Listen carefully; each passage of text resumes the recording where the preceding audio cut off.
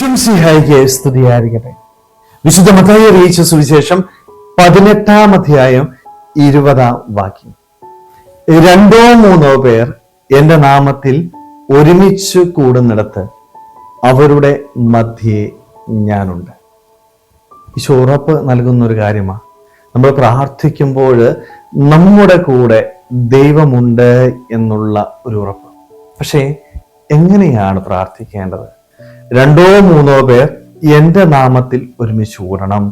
ദൈവനാമത്തിൽ ഒരേ മനസ്സോടുകൂടി ഐക്യത്തോടുകൂടി പ്രാർത്ഥിക്കാനായിട്ട് നാം തയ്യാറായാല് നമ്മുടെ പ്രാർത്ഥനയിൽ നമ്മോടൊപ്പം ദൈവമുണ്ടായിരിക്കും. പക്ഷെ പലപ്പോഴും ഇന്ന് നമ്മുടെ പ്രാർത്ഥനയിൽ ദൈവമില്ലാതായി പോകുന്നുണ്ടെങ്കിൽ അതിന് പ്രധാന കാരണം എന്ന് പറയുന്നത് ഐക്യത്തോടുകൂടി ഒരേ മനസ്സോടുകൂടി പ്രാർത്ഥിക്കാനായിട്ട് നമുക്ക് സാധിക്കുന്നില്ല. ഇഷ്ടംപോലെ വിദ്വേഷം നമ്മുടെ മനസ്സിൽ നമ്മൾ ഇന്ന് കാത്തു സൂക്ഷിക്കുന്നുണ്ട്. ഒത്തിരിയേറെ പേരെ നമ്മുടെ ജീവിതത്തിൽ നമ്മളിങ്ങനെ മാറ്റി നിർത്തിയേക്കുക. ഒരുപക്ഷെ അവരിൽ നിന്ന് നമുക്ക് ലഭിച്ച മുറിവുകളായിരിക്കാം. നമ്മൾ അവരെ സ്നേഹിച്ചിട്ടും അവർ നമ്മളെ മാറ്റി നിർത്തിയ സാഹചര്യങ്ങൾ കൊണ്ടായിരിക്കാം. അങ്ങനെ പലരെയും നമ്മുടെ ജീവിതത്തിൽ നമ്മളിങ്ങനെ മാറ്റി നിർത്തിയിട്ടുണ്ട്. അവരെ മാറ്റി നിർത്തിയിട്ട് നീ ദൈവസന്നിധിയിൽ വന്ന് എത്ര പ്രാർത്ഥിച്ചാലും ദൈവം പറയുന്നുണ്ട്, ഒരിക്കലും നിന്റെ കൂടെ ഞാൻ ഉണ്ടാവത്തില്ല, നിന്റെ പ്രാർത്ഥന ഞാൻ കേൾക്കത്തില്ല. നിന്റെ പ്രാർത്ഥന ഞാൻ കേൾക്കണമെങ്കിൽ നീ എന്താ ചെയ്യേണ്ടത്?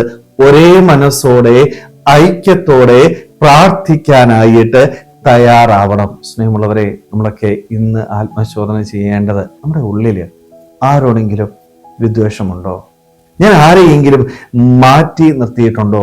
സ്നേഹമുള്ളവരെ, മാറ്റി നിർത്തിയിട്ടുണ്ടെങ്കിൽ ഓർക്കുക, നീ എത്ര പ്രാർത്ഥിച്ചാലും എത്ര സമയം ദൈവത്തിന്റെ സന്നിധിയിൽ നീ ഇരുന്നാലും നിന്റെ പ്രാർത്ഥന ദൈവം കേൾക്കത്തില്ല.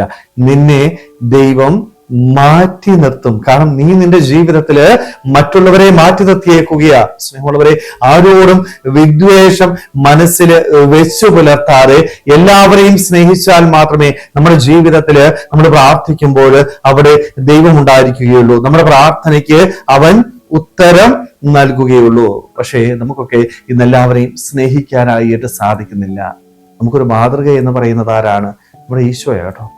അവൻ കുരിശിൽ കിടന്നുകൊണ്ട് തന്റെ ശത്രുക്കൾക്ക് വേണ്ടി പ്രാർത്ഥിക്കുന്നുണ്ടല്ലേ, അവരെ സ്നേഹിക്കുന്നുണ്ട്. എല്ലാവരെയും സ്നേഹിച്ച് എല്ലാവർക്കും നന്മ ചെയ്ത് കടന്നുപോയ വ്യക്തിയായി ഈശോ. അവൻ ജീവിതത്തില് ആരെയും മാറ്റി നിർത്തുന്നത് നമ്മൾ കണ്ടിട്ടില്ല. സ്നേഹമുള്ളവരെ, ഈശോയെ പോലെ ജീവിക്കാനായിട്ട് എനിക്ക് സാധിക്കണം.